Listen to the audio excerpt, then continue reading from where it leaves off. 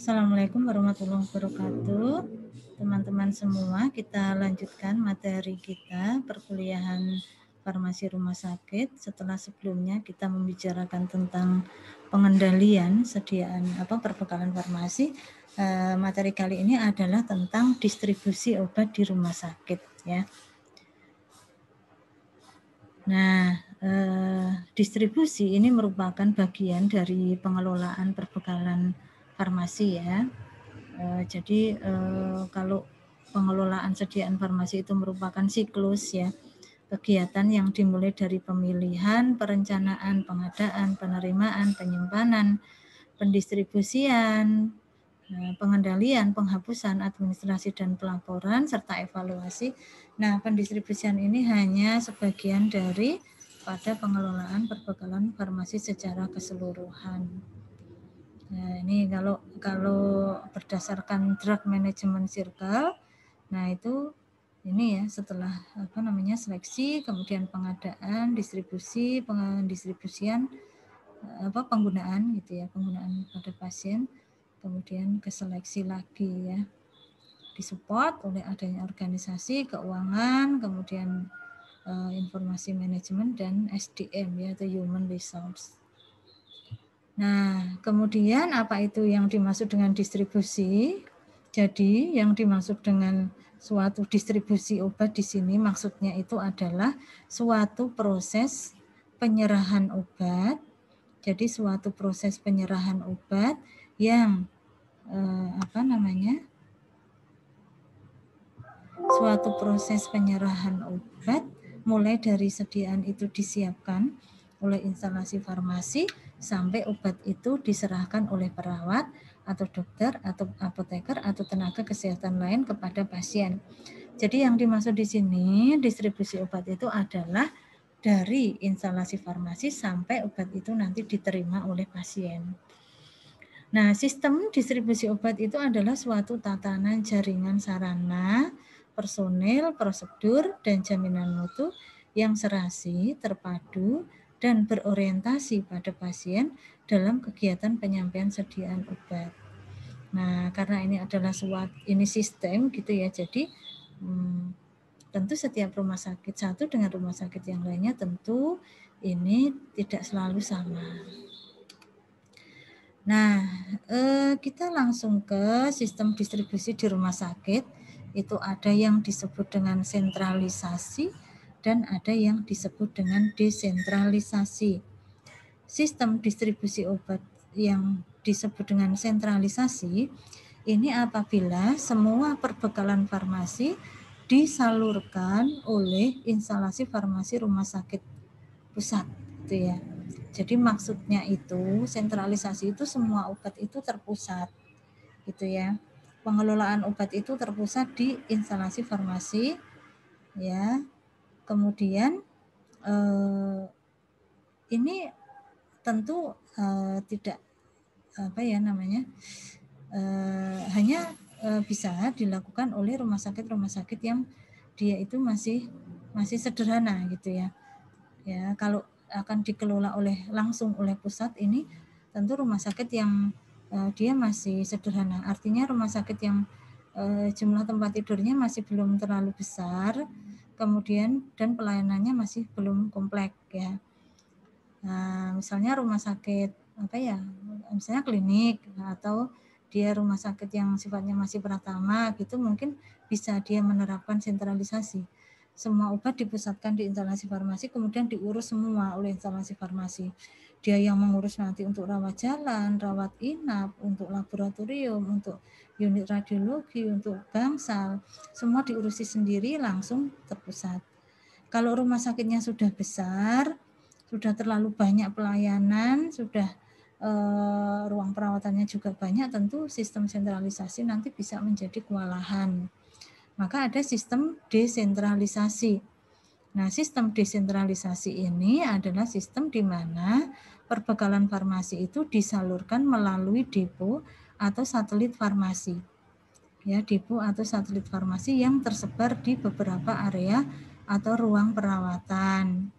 Ya, jadi ada depo-deponya, ada depo atau satelit farmasi di tempat-tempat tertentu ya.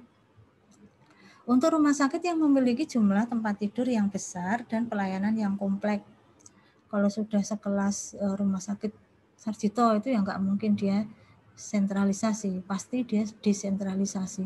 Di situ dilengkapi dengan unit-unit atau depo-depo atau satelit farmasi ya. RSUD itu juga sudah tidak sentralisasi lagi, tapi sudah desentralisasi. Nah, di rumah sakit itu pasien kan ada pasien yang dia sebagai pasien rawat inap, ada juga pasien rawat jalan. Nah, kita akan membicarakan tentang distribusi obatnya ya. Kita ke distribusi pasien untuk rawat inap ya. Distribusi pasien obat untuk pasien rawat inap ini ada individual prescription, kemudian ada total ward floor stock, ada unit dose dispensing system, dan ada kombinasi individual prescription dan ward floor stock. Ya, jadi ada individual prescription atau sistem distribusi obat persepan individu, total ward floor stock, unit dose dispensing system, dan kombinasi dari individual prescription dan ward floor stock. Kita bahas satu-satu ya. Individual prescription ini merupakan suatu sistem distribusi obat di mana dokter menuliskan resep per individu untuk beberapa hari dan obat disiapkan oleh apotek. Kalau sistem ini tuh seperti kalau kita sebagai pasien rawat jalan di rumah sakit gitu ya. Kita periksa ke suatu poli, kemudian dokter akan memberikan kita resep untuk beberapa hari, kemudian kita mengambil di unit rawat jalan, kemudian pulang gitu ya. Itu sistem peresepan individu ya, tapi untuk pasien rawat jalan. Dan semua pasien rawat jalan sistem pendistribusiannya adalah dengan individual prescription. Kalau untuk pasien rawat inap bisa juga individual prescription, cuman bedanya adalah di sini dokter akan menuliskan resep untuk beberapa hari, cuma nanti yang mengambilkan ke instalasi farmasi rawat inap itu adalah perawat. Ya, jadi perawat yang mengambilkan obatnya, kemudian dia akan membawa ke ruang perawatan ya untuk disiapkan untuk beberapa hari ke depan. Nah, sistem ini tentu mempunyai kelebihan dan kerugiannya. Ya, kalau keuntungannya kalau dengan sistem individual ini tentu semua resep akan dikaji oleh apoteker di unit instalasi farmasi rawat inap. Ya, kemudian di situ masih ada interaksi antara dokter, perawat, dan apoteker. Ya, menjelaskan obatnya, dokter menuliskan resepnya, perawat yang memberikan kepada pasien. Kemudian obat-obatnya itu kan ada di instalasi farmasi, ya otomatis di situ pengendaliannya tentu akan lebih mudah daripada obat itu disimpan di unit perawatan pasien. Kemudian memudahkan penagihan obat ya. Penagihan obat ketika pasien itu diopnam di situ berapa hari, maka nanti tinggal menghitung per lembar resep yang diambil itu berapa, nanti tinggal dijumlahkan dengan biaya lainnya ya, biaya visit dokter, biaya visit perawat dan lain-lain. Nah, itu nanti tinggal menambahkan resepnya itu ya. Tapi ada juga kerugiannya. Yang pertama adalah kemungkinan keterlambatan obat sampai pada penderita. Kalau kebetulan itu resepnya lagi banyak, maka nanti jadi lama. Ya, kalau lama maka bisa jadi obat itu terlambat sampai ke pasien. Kemudian memerlukan jumlah perawat yang lebih banyak dan waktu perawat banyak tersita untuk pemberian dan pembagian obat ke pasien. Dengan seperti ini maka perawat itu harus juga ngurusi obat gitu ya, ngambil ke unit instalasi farmasi rawat inap, kemudian nanti membagi obatnya itu kepada pasiennya ya. Nah, tentu ini menambah pekerjaannya perawat. Kemudian tidak ada interaksi apoteker dan pasien. Ya, jadi karena yang memberikan itu bukan apoteker obatnya, yang memberikan perawat, maka interaksinya yang terjadi adalah antara perawat dan pasien. Itu ya, bukan apoteker dan pasien. Kemudian memungkinkan terjadinya kesalahan karena kurang pemeriksaan pada saat penyiapan obat di ruang ya. Jadi karena obat itu yang menyiapkan adalah perawat ya, dari yang diresepkan tadi, maka di situ ada kemungkinan kekeliruan. Kenapa kok kemungkinan keliru? Karena perawat itu kan pekerjaannya banyak, ya, bukan hanya ngurusi obat ya. Ditambah perawat itu kan bukan keahliannya ngurusi obat ya. Yang ahli ngurusi obat adalah kita gitu ya. Nah, maka kemungkinan di situ ada kekeliruan.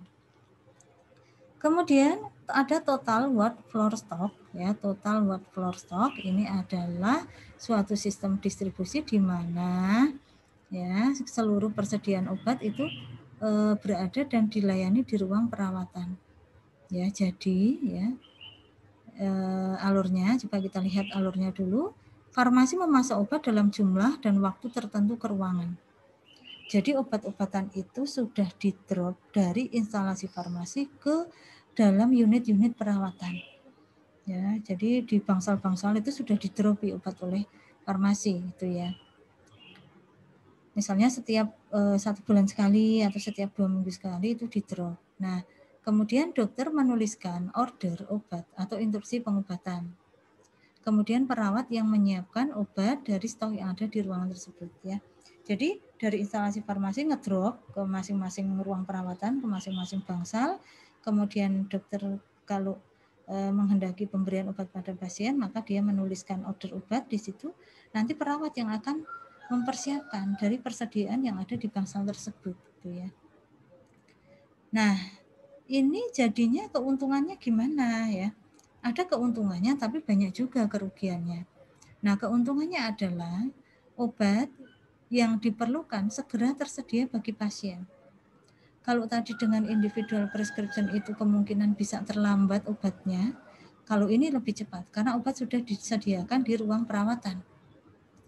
Kemudian peniadaan pengembalian obat-obatan ke instalasi farmasi.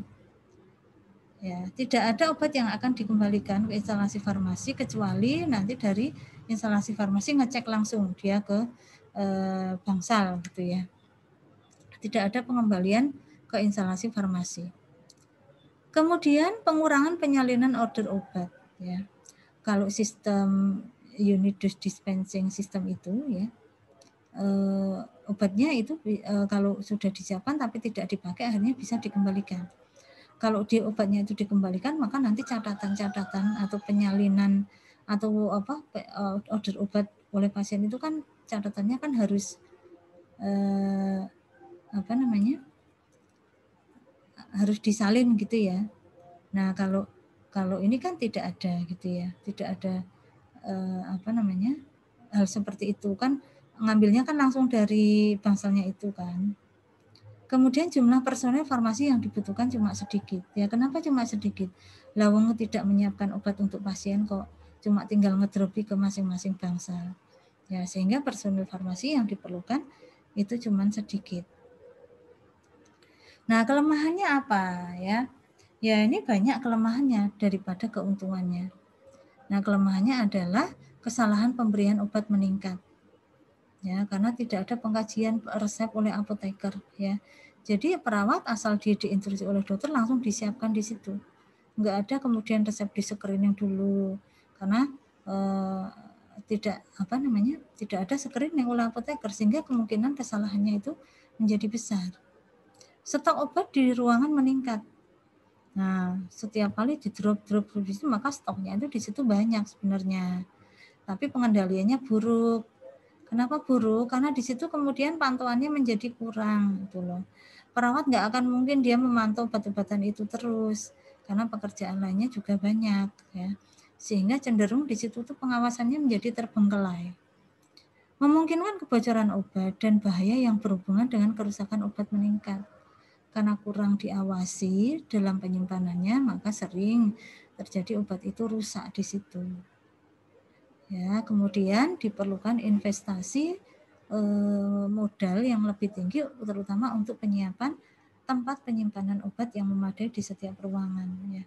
Jadi rumah sakit harus menginvestasikan tempat-tempat penyimpanan obat di masing-masing bangsal atau ruang perawatan dan memerlukan jumlah perawat dan waktu tambahan bagi perawat untuk penanganan obat. Ini akan menambah pekerjaannya perawat. tapi mengurangi banget pekerjaannya kita. Tetapi kerugian totalnya itu sebenarnya jauh lebih besar gitu ya. Kalau menggunakan total word floor stock, obat-obatan ED rusak itu akan jauh lebih banyak ya. Karena bagaimanapun pekerjaan perawat itu juga banyak, kalau kemudian dia harus mengurusi obat-obatan yang ada di situ, itu juga hasilnya pasti tidak akan maksimal. Kemudian ada unit dispensing, UDD. Ya, jadi merupakan sistem penyerahan obat per unit dosis oleh petugas farmasi kepada pasien. Dapat berbeda dalam hal teknis pelayanan tergantung kebutuhan khusus setiap rumah sakit. Dan one dose daily dispensing atau ODD system adalah suatu modifikasi dari sistem ini di mana pasien mendapat obat dalam dosis 1 hari ya. Jadi UDD itu adalah kita menyiapkan obat untuk 1 kali minum pasien ya. Mungkin dari teman-teman ada yang pernah opnam atau pernah menengok ya teman atau saudara yang opnam di rumah sakit, kemudian mendapatkan obat di mana dalam 1 kemasan itu dia berisi beberapa obat gitu ya. Ada tabletnya, ada kapsulnya, misalnya ada puyernya. Jadi 1 plastik ini untuk diminum pagi jam 6 misalnya. Nah, kemudian untuk siang nanti juga ada dikemas 1 lagi. Di situ mungkin ada tabletnya, kemudian ada puyernya untuk diminum siang jam 2 misalnya. Kemudian untuk sore nanti ada lagi gitu ya. Ada tabletnya, ada kapsulnya, ada puyernya untuk diminum malam jam 10 misalnya. Nah, itu adalah sistem UDD, sistem itu seperti itu. Ya. Nah, siapa yang menyiapkan dosis-dosis atau plastik-plastik untuk sekali minum pasien itu? Ya, instalasi farmasi. Ya, jadi instalasi farmasi itu menyiapkan obat per unit dosis untuk 1 kali minum pasien, untuk 1 kali minum kepada pasien. Nah, ini jadi disiapkan setiap kali minum gitu loh. Nah, ini tentu menjadi apa ya? Menjadi sebenarnya repot gitu loh. Kita menjadi repot, tetapi ya ini dipandang sebagai suatu sistem yang paling ideal. Tuh ya. Kenapa dia paling ideal? Karena mempunyai banyak keuntungan. Yang pertama keuntungannya adalah penderita mendapatkan pelayanan obat dari farmasi 24 jam. Ya, atau kita lihat alurnya dulu biar ada gambaran ya. Jadi dari dokter itu ya, kalau sistem unit dispensing system itu dari dokter, kemudian dia menuliskan resep atau order obat ya, kemudian nanti akan dibawa ya dari resepnya itu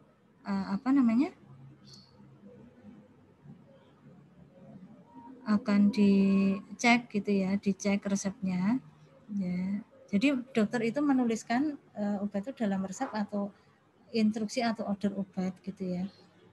Kemudian nanti akan diinterpretasi oleh apoteker, kemudian nanti akan obat itu akan disiapkan gitu ya, dikemas dalam 1 kali minum, kemudian nanti akan dibawa gitu ya dengan kereta obat. Nah, di situ nanti apoteker akan menyampaikan informasi-informasi kepada pasien ya, saling ngecek gitu ya antara apoteker dan perawat. Ya, ini obat untuk pasien ini ya, kemudian nanti perawat juga cek juga di situ, kemudian obat itu nanti akan dibawa dengan kereta obat oleh perawat ke ruang perawatan ya untuk dikonsumsi oleh pasien, untuk diberikan kepada pasien. Nah, seperti itu. Ya. Jadi apa keuntungannya gitu ya? Keuntungannya adalah penderita itu mendapatkan pelayanan obat dari farmasi 24 jam. Ya, 24 jam.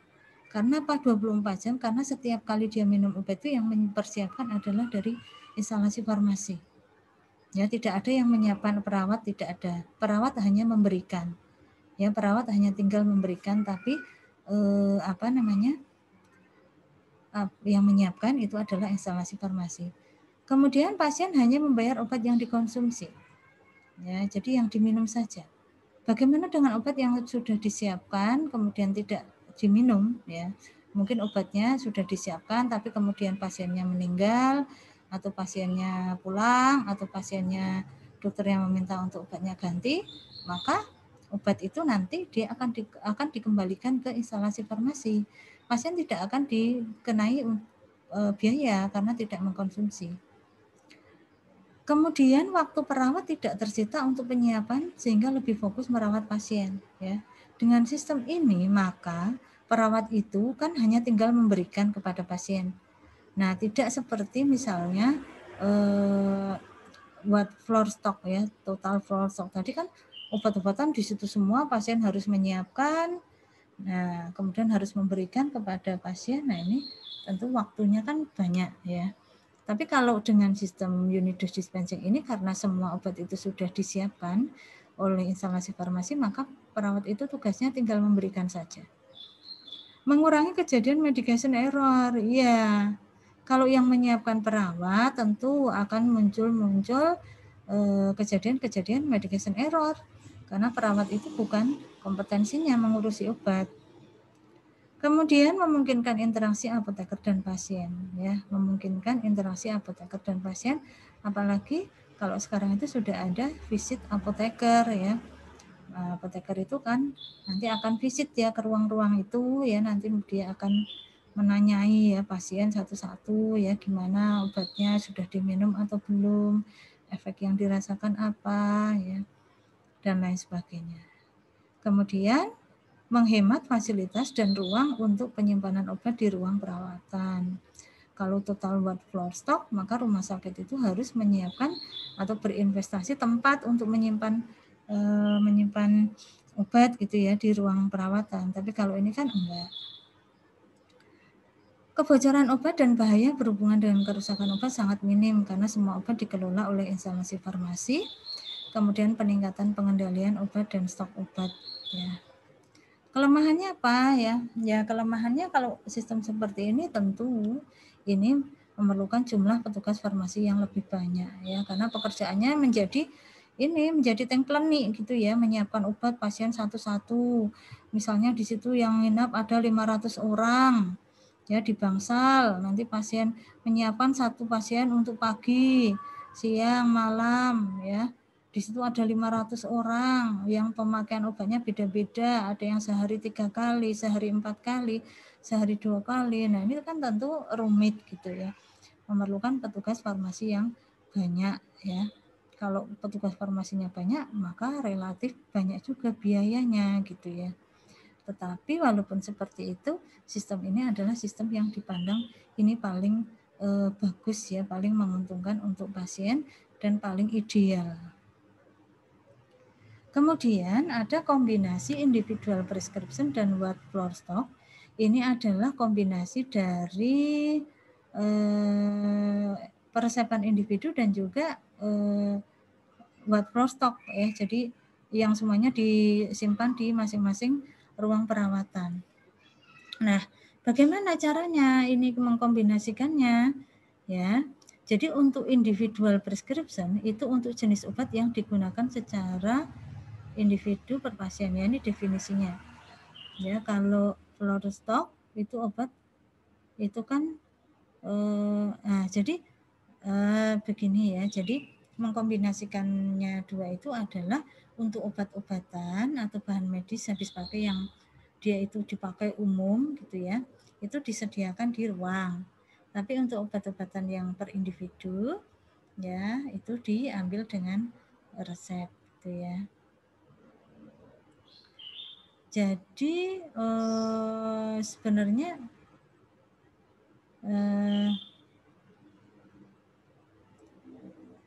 gini ya, jadi sifatnya itu ada obat-obatan yang dia atau bahan medis habis pakai yang dia disimpan di ruang perawatan, ada obat-obatan yang harus diambil dengan sistem peresepan individu. Nah, yang disimpan di ruang perawatan itu biasanya adalah obat-obatan yang umum tadi ya, ya seperti bahan medis habis pakai gitu ya, kapas, perban, antiseptik ya, lain-lain, dan juga obat-obatan emergensi. obat-obatan emergensi itu adalah obat-obatan yang dia diperlukan dalam waktu dan harus tersedia dalam waktu cepat, gitu loh. Nah, berbahaya kalau tidak segera. Nah, tadi kan kelemahan dari sistem individual itu adalah sering terjadi keterlambatan.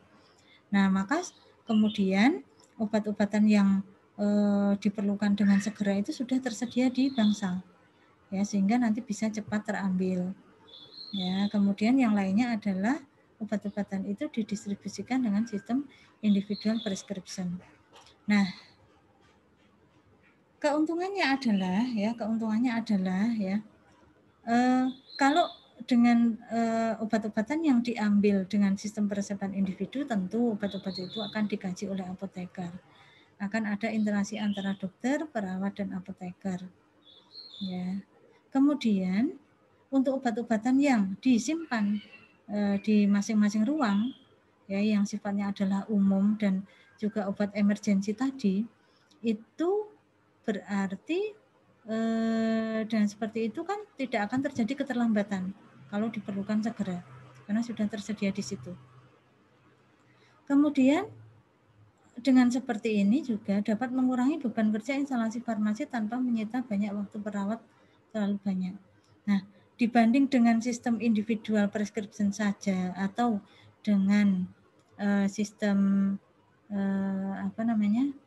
dengan sistem buat floor stock saja, ini tentu kalau tadi yang buat floor stock saja itu kan dia kan akan menambah beban pekerjaannya perawat, gitu ya.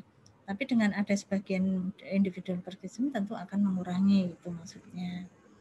Nah, kelemahannya adalah apa? Kemungkinan masih terjadi kesalahan, terutama untuk obat-obatan yang disimpan di ruang perawatan. Nah, ini tentu obat-obatan yang disimpan di ruang perawatan itu dia memerlukan checking berkala, harus dimonitor dari dari instalasi farmasi. Nah, itu untuk kuliah untuk distribusi obat. Kita akan lanjutkan ke video berikutnya untuk materi selanjutnya.